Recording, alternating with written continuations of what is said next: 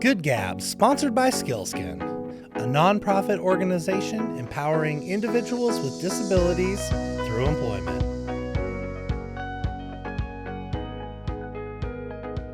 Episode 38. Here we go. It's an exciting day. You get to meet the sponsors of Good Gab. It's Skils'kin today. Today we have the president and CEO, Brian Behler, and our CFO, Nicolle Laporte. Thanks for joining us. Our pleasure, Steve. Thank you. Looking forward to it. This is episode 38. Holy smokes. How did that happen? Good Gabbers, thank you. Thank you for building this into what it is now. And today we get to meet the sponsors of Good Gab.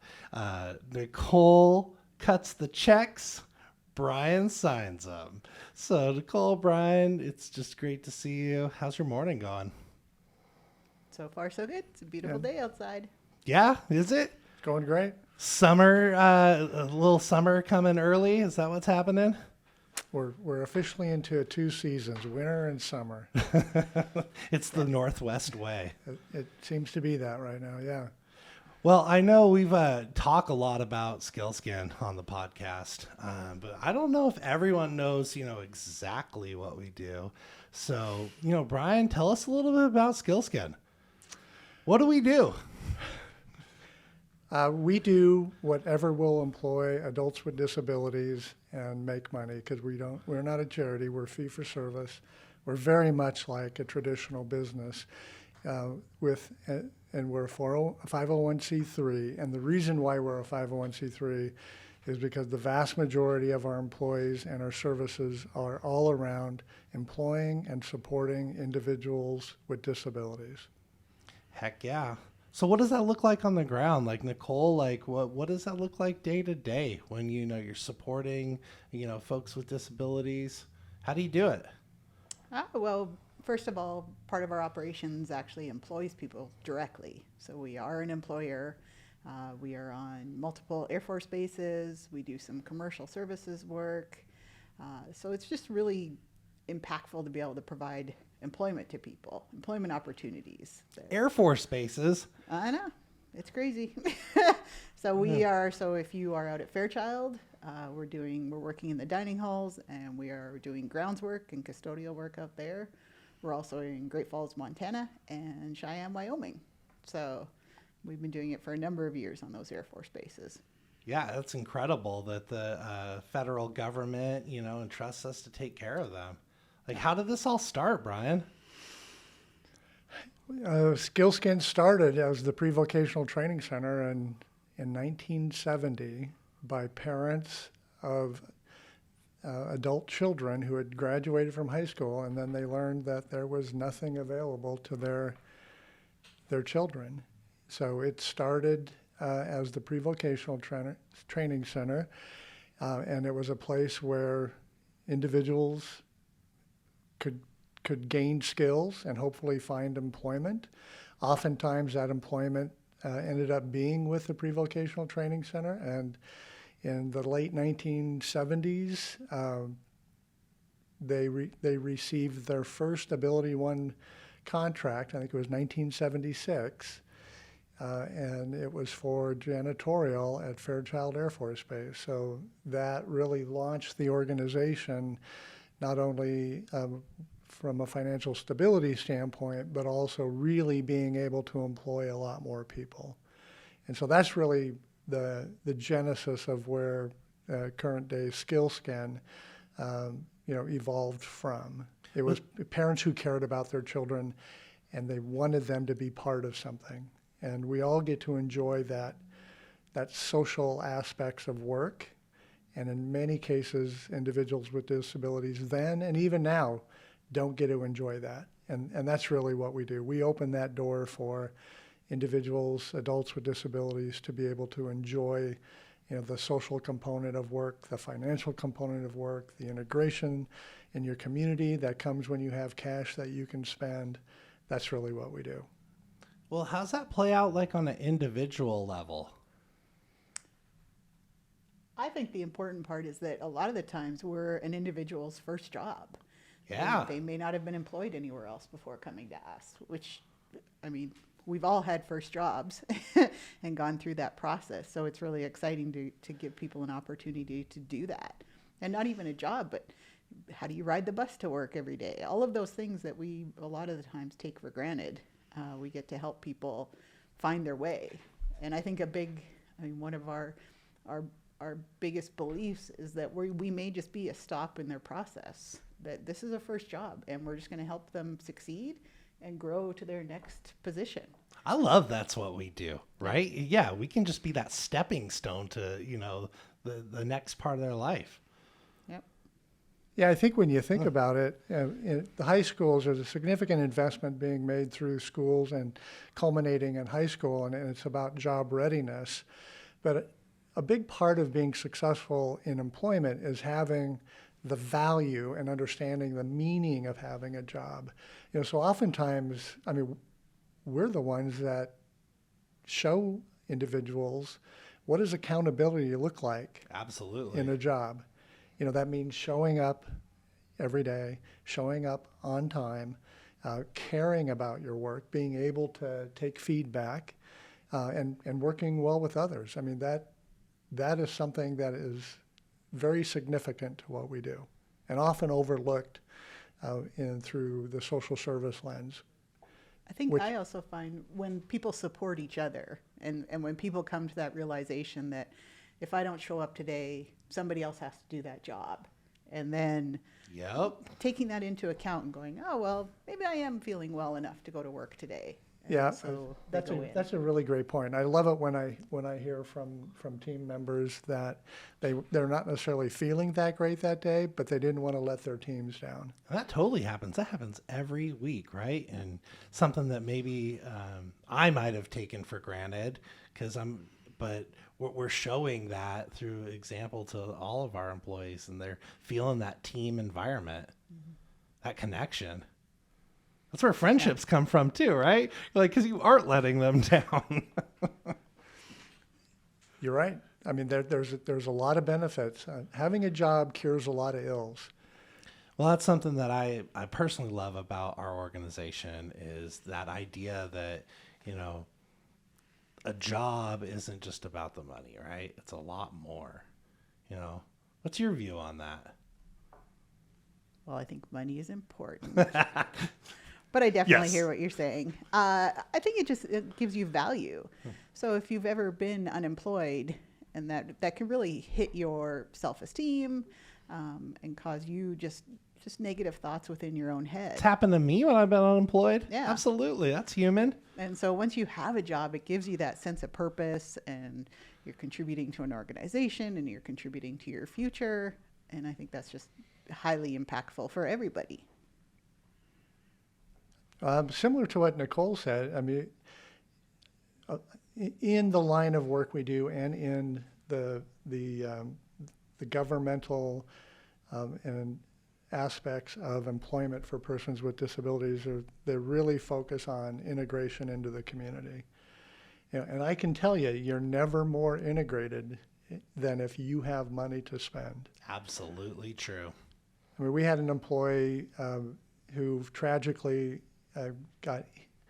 was involved in, he was walking across North Division and a pickup truck hit him, and they never found, and ended up killing him, which was incredibly sad. But at his memorial, it was a testament to just how connected he was to his community, because he had money. He showed up at a certain restaurant every day for coffee and toast before he went to work, and there were people from all walks of life who had come to his memorial, to tell us just who Randy was.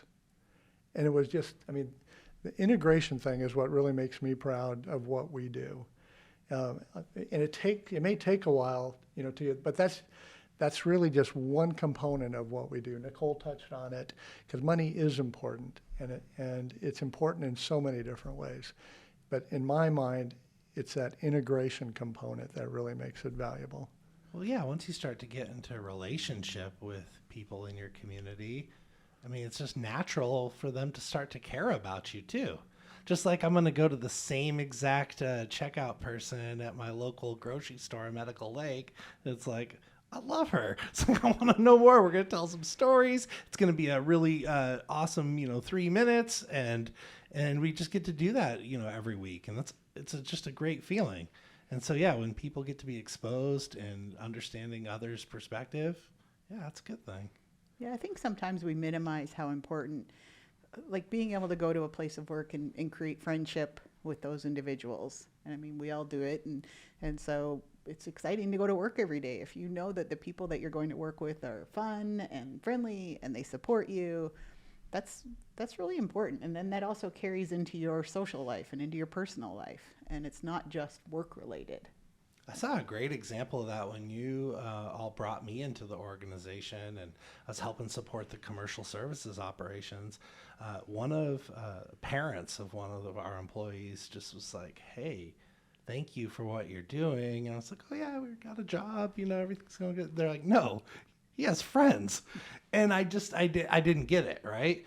And it was so impactful to that family because this individual had, loved to play music but kind of hung out with his family only.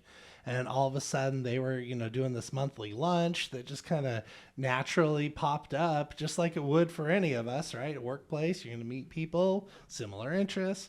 And it was like the world shifted for that family. And I was like, man, I take this for granted.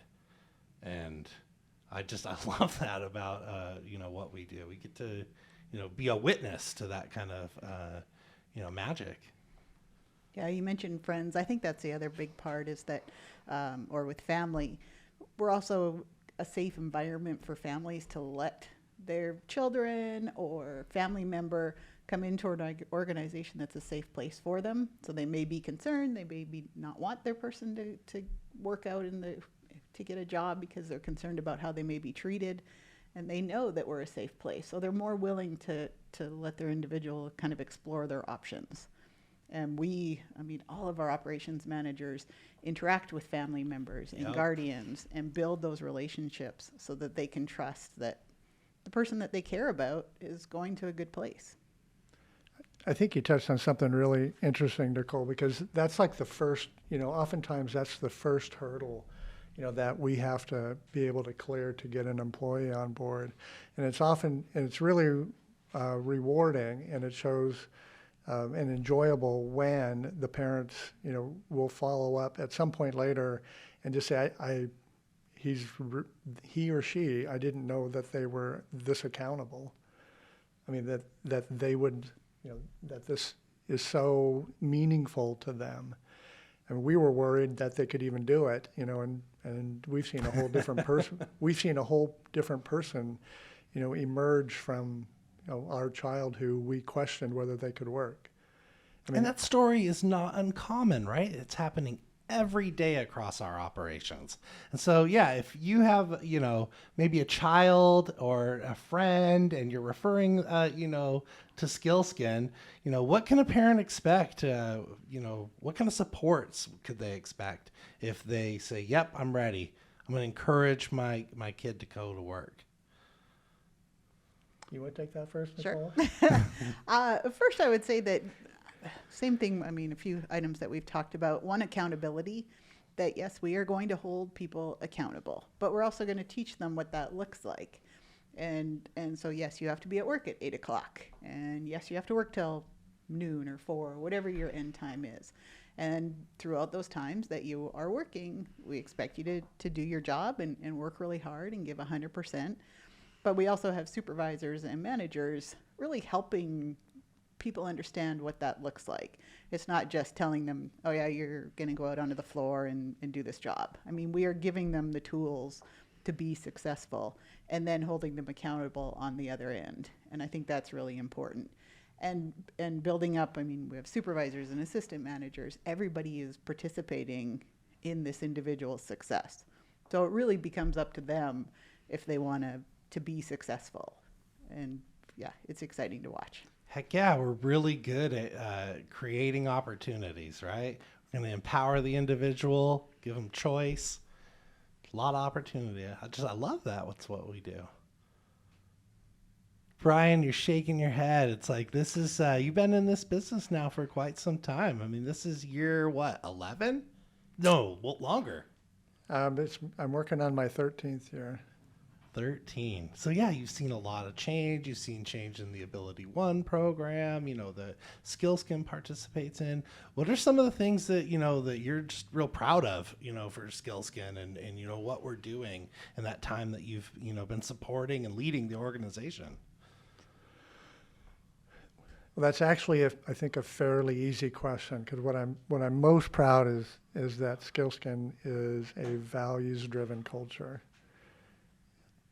And I mean, that's it. It was such a vastly different company when I started, and now people understand why they're there, and and if their values don't align with ours, I mean, ultimately they're really kind of subtly encouraged by the culture, to not be there.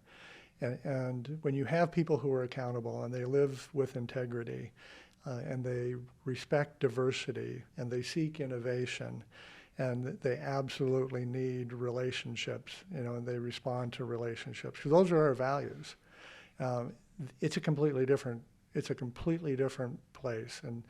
And I joked with a colleague of mine one time that, because he was in this purpose movement, so the science of the purpose of work.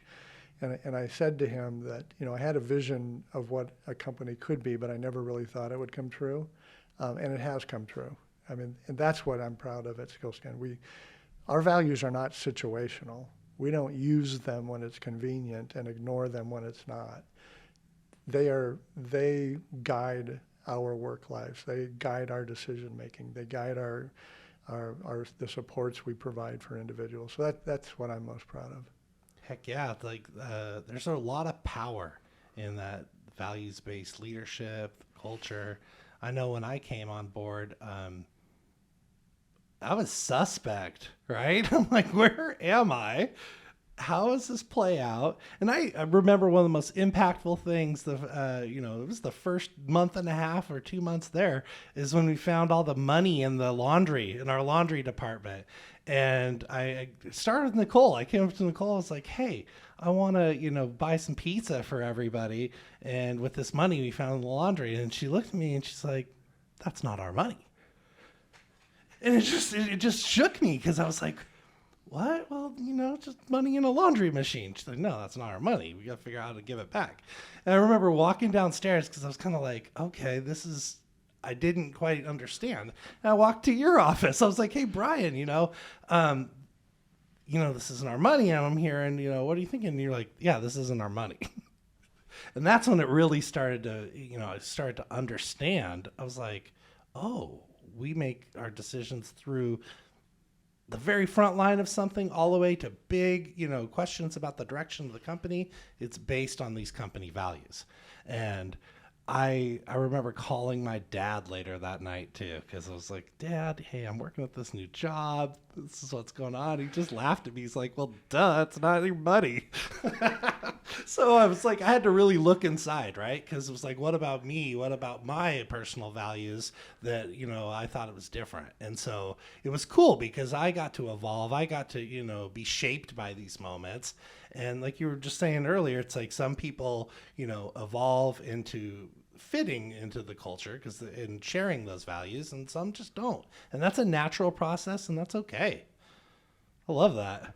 It makes it really easy for your decisions. So even if you've got these really big decisions to make, if you just boil it down and look at your values, it just makes the decision that much easier, because you're not trying to make it more complicated. You just look at your values and make your decisions from there. It's easier to make the decisions, but oftentimes the follow-up to that decision will be harder, but it still feels better, it feels fulfilling, and it feels right to follow our values and let them be our guide.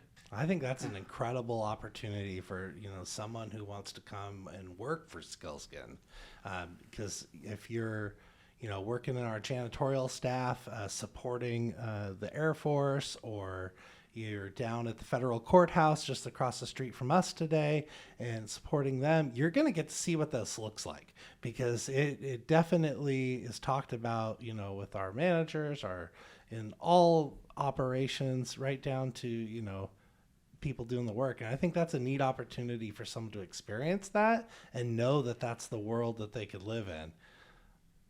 You know, Many of us learn through experience, and I like to think, and I've shared the thought that when you leave Skils'kin, you will have friends, but you will also know what it's like to work at, you know, a functional, values-driven company. You know, it will set your expectations for the next place that you will work. yeah, we can be that drop in the pond as people, you know, move to their next opportunities like that. Nicolle, how long have you been with the organization? I just rolled over 12 years. Nice. Yeah, y'all were kind of done this together. I jumped on about 6 years ago, so I got half the time. And yeah, how did you get to Skils'kin? Oh, goodness. So I'm originally from Canada. I'm a Canadian citizen. All right. And I came down to the U.S. in 2008, and right when everything was crashing. And I was trying to find a job, and that didn't happen. So I went back to Whitworth, and I got my MBA at Whitworth. And fortunately, as soon as I finished the program, I got a job with Skils'kin within like a week of finishing that. And Perfect timing. Yeah, it was pretty amazing. And came into the accounting department. Skils'kin had just created a new position, and so I came in there.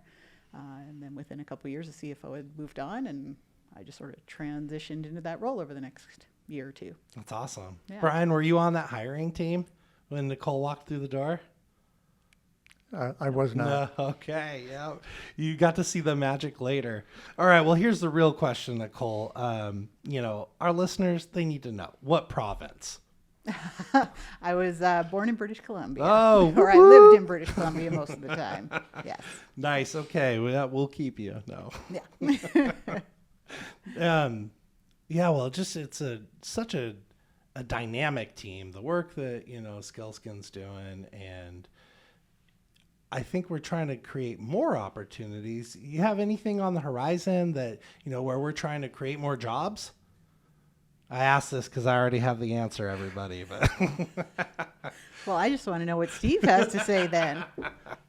Well, I just want to point out, Steve, that's why I hired you.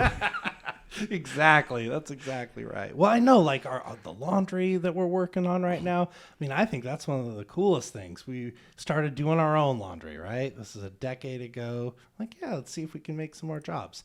And then we've, you know, created, you know, more capacity, started taking on, you know, uniforms, working with Kaiser Aluminum, long-term partnership. And now we're working with hotels. Dana Devine, our executive producer, her day job is sales and recruitment, and helping bring some people in and bring in legit hotels to the table now. So now we have this boutique, you know, business where we really fit a need in the market. And we're just creating opportunities for people to have jobs and learning on, you know, state-of-the-art equipment. The same stuff that we're using, you could go any laundry in America, and that individual could know how to start it, fold it, get everything ironed. I love that. And we have a really ginormous iron there, which is the coolest thing ever to see. Yes, it is. Yeah, it's very cool. Well, prior to my chapter at Skils'kin, I was involved in a lot of small business startups and things of that nature. I'll tell you what I love, Steve, you know, is that the fact that we work with a hotel refinishing their furniture to make it look brand new, and from 10 feet away, it looks brand new, and saving them hundreds of thousands of dollars. You know, we do assembly for a variety of entrepreneurial companies, some local, some not, where we do the assembly and then the procurement. I mean, it's just those smaller projects that create jobs are just so much fun to see come through the door. But, you know, we need to have, and it's great to have like the laundry because it's the one that really pays the bills. But it's the small contracts, it's the small work that's really exciting to see, because we're the ones that have to figure out how to do it. Yes, we do, and we will figure it out. Yeah, yeah. And not to mention, I mean, we've had a 25-year relationship with Kaiser Aluminum, doing production for them. Yeah, on a critical product, by the way. Yeah, if our stuff fails, it's the difference between aircraft parts and aluminum foil. So yeah, we got to make it right. Yes, it is. Yeah, that's exciting. Well, and the way that we get to interact with our community too, right? Like, we don't ask, people for direct donations. It's not what we do. We're fee for service, and if you want to help support individuals, with disabilities, help create a new job, bring us an opportunity. You have a problem in your manufacturing process, or you can't get something put together, call us up. We can build things out of nothing. You mentioned the furniture refinishing. That was just an idea. Like, hey, can you do this? We put a business plan together. We put the pricing together. Worked for everybody. Boom. We build we build it from scratch. And we can do that for anything you're doing. I think we also need to touch on that we also do employment services. So Yes. helping people find jobs in the community. So same thing, if you're a business and you're having hiring struggles, we help people come in, we help them do resume building and job development and job coaching. So if you hire an individual and they need just a little bit extra help to learn their job, we provide those services as well, which is amazing. How would a business get involved with that? Like, they have a need. Who do they call? So our employment services department can assist, and so Toby Bromling is our VP of state operations in there, and so all of our contact information, of course, is on our website. So they can go on there, or they can call Brian Behler directly.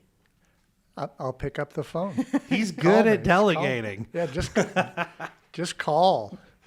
Well, the flip side of that too, what a business can do, because oftentimes businesses are reluctant to hire individuals with disabilities because they just don't know how it will work. Come on in and see how we make it work. I mean, That's a great point. You can see it. you can see it. You can see it, and oftentimes it's diversity of the workforce makes the entire workforce more productive. Because we talked about it earlier, the social component.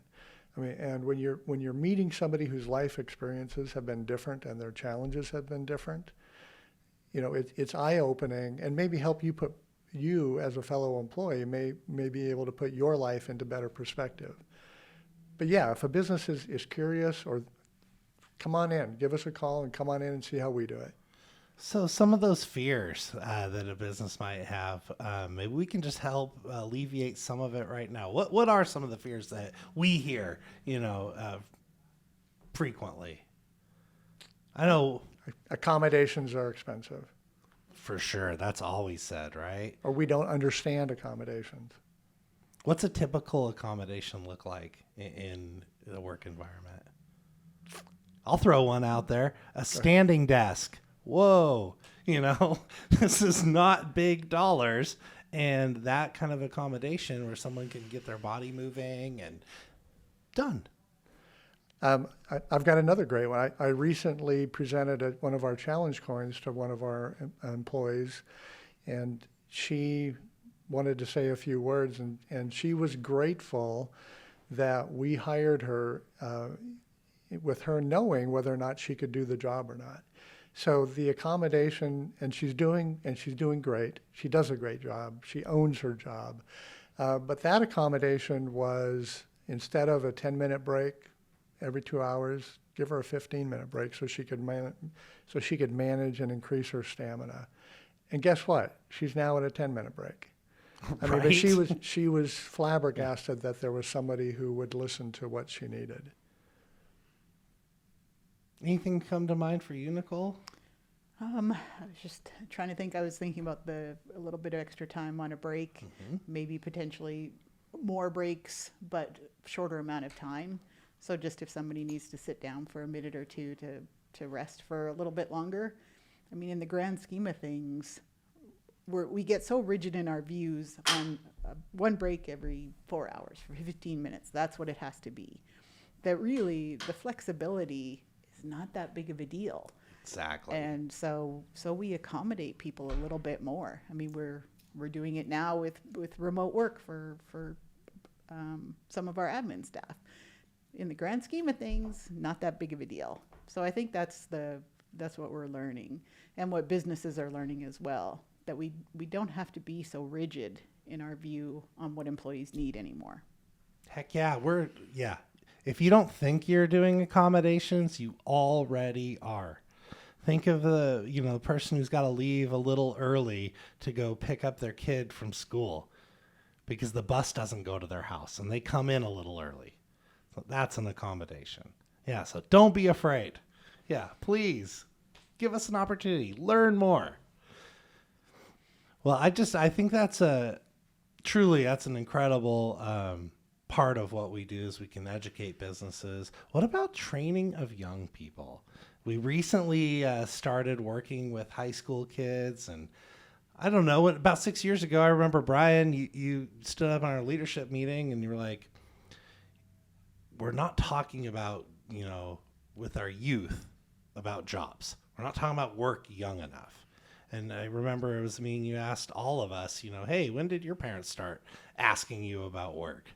And, I remember saying it was like from the time I could actually understand around the campfire. Nicolle, really young, right? 13. Right? And how about you?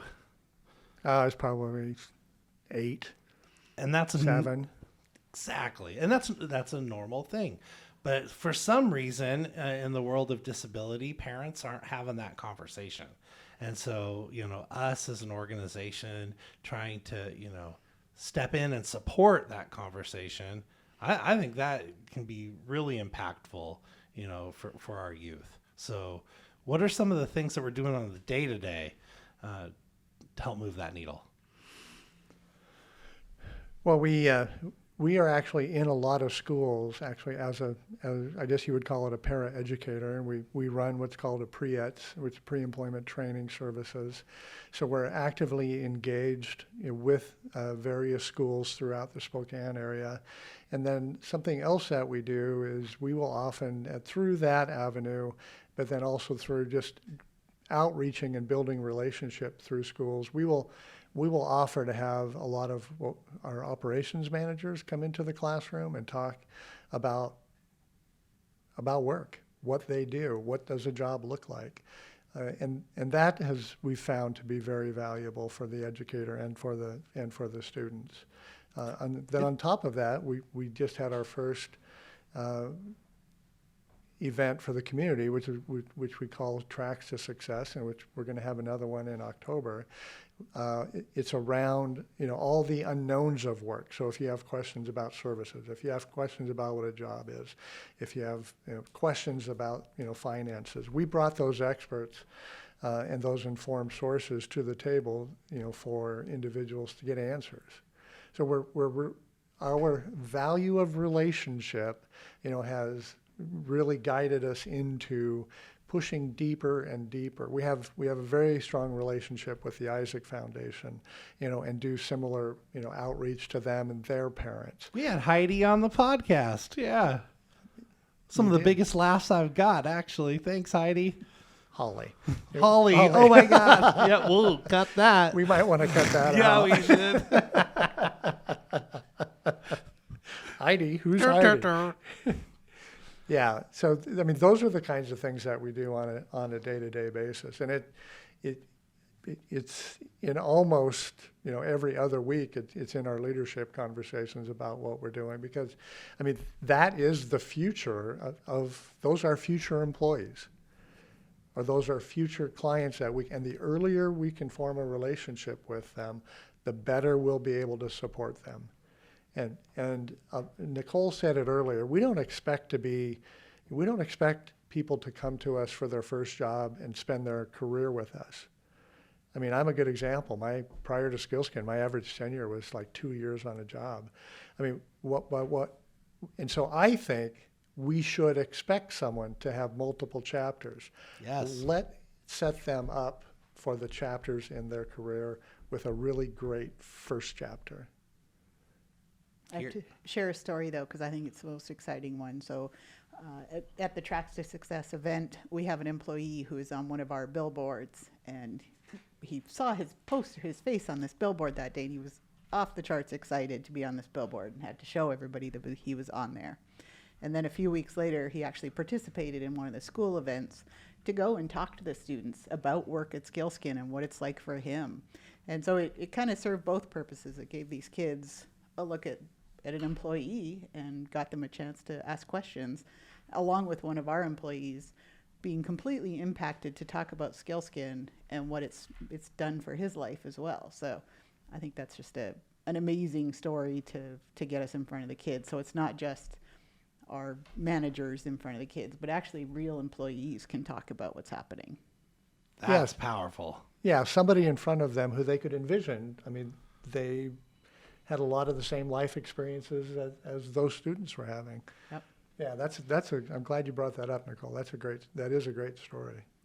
Well, those are kind of some of the opportunities that we really can see when, an employee comes to Skils'kin. So, good gabbers, when you are thinking about someone in your life, maybe your child, maybe friends, family, help them, with this opportunity by bringing them to Skils'kin. Learn more.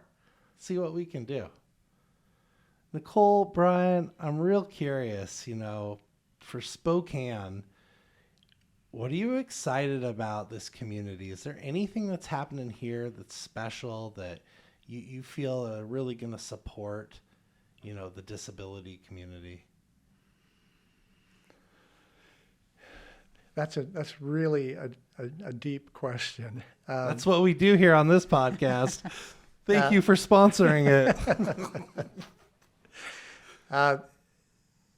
One of the things that I'm really excited about right now, and this is real time, is the consortium that's being pulled together to address homelessness. Because when you dig into the details, you'll see a lot of intellectual disabilities, mental health disabilities, and so that's the population that we want to support through employment. And we are not the wraparound service. We are part of that wraparound service. We can help make them successful in employment, which could be the difference from going instead of emergency housing to supported housing. The job is that critical component. So that's very exciting. And what else is exciting to me is to see some of our peer companies out there, encouraging the parents that they work with to not put the expectation for their child with a disability below their expectations for their other children who may not have a disability. Hear, hear. That's where it comes from, and that's what I am excited about is it's going deeper and earlier into the education system about talking about employment and encouraging parents to set those values. Yeah, Nicolle, you're part of all sorts of organizations in town, seeing disability, be talked about, like. Oh, a lot. And I think, just like Brian said, it really ties into homelessness and participating in, and really putting those two things together, because they aren't completely separate events in a person's life. Yep. So they just naturally work together. So if we're really good at employment, then it just makes sense to be part of that homelessness conversation and being able to support where we can. I would also agree. I think the schools, getting in front of the schools, and a lot of businesses are doing this as well, that's where we need to get in. And a lot of people, they finish school, and if they're not getting those conversations at that time, then they just transition right to their home. Yep. And so you have to get them before they've gotten to just where they're sitting at home all day. And we need to get in front of them sooner to introduce them to this whole other world that's out there. It's a big vision. I love it. That's the Spokane way, right? We partner. We look who's doing something really well, let them run, and see how we can do it together. Yeah, we should let the cat out of the bag right now on the homelessness conversation. We're starting something right here in Spokane, Washington, where we noticed that a lot of people living in low-income housing, are people living with disabilities. They're on federal benefits, and the vast majority aren't working 1 hour a week.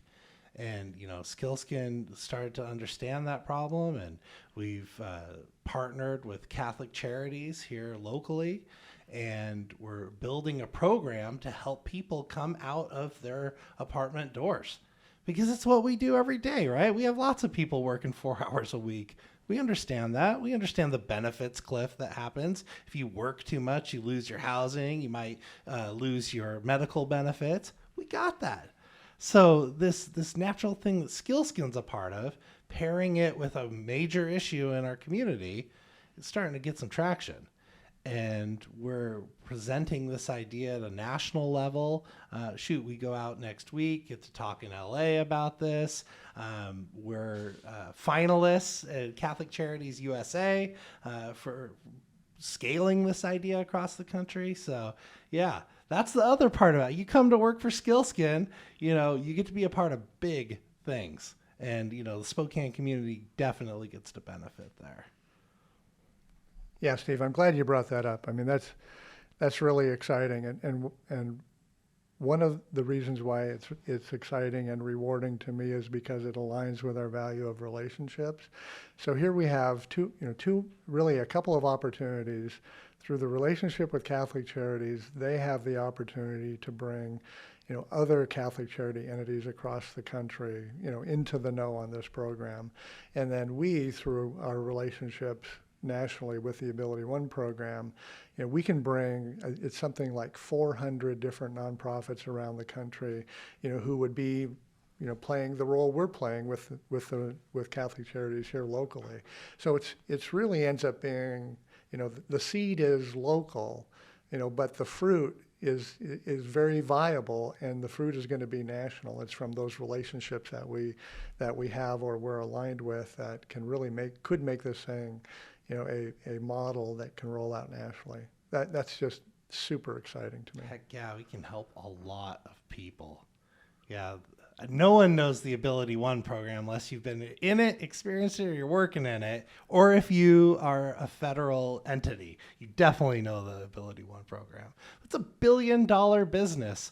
Almost 43 billion, Brian's saying. Holy smokes. And almost 40,000 individuals living with disabilities working in this world, from building the parachutes to American flags to any service you can think of. I mean, we're managing total facilities across the country. It's really, really cool what our business is. It is really cool, and it's great when I go visit our teams and I see the relationships that our teams have with, whether it be military personnel or civilians working in the federal building. I mean, because we clean the federal building here in town, and to know that our frontline employees have relationships with judges. How cool is that? I mean, how cool is that? Yeah, we just, Miss Waldrop sent us a note. This is a federal prosecutor who knows Skils'kin, who knows our folks by name, and is appreciative of what we do. That's cool. I think that's also shows that, people with disabilities are doing jobs all across this country. So if you are a commercial company, they can work for you too. Yep. You don't have to be afraid and concerned about what that looks like in your organization. Just give it a shot, because you never know what people can do until you give them a chance. Well, you heard it here. Give people a chance. Give us a call. Give us, Skils'kin, a chance to, show you a different world and expand your opportunities. Nicolle, Brian, it's been so nice to have you here. We could talk all day. Too bad we don't have more time. Any parting thoughts? Glad to be part of the Good Gab in episode 38. Thanks for signing those checks. Thanks for cutting them, Nicolle. Will do.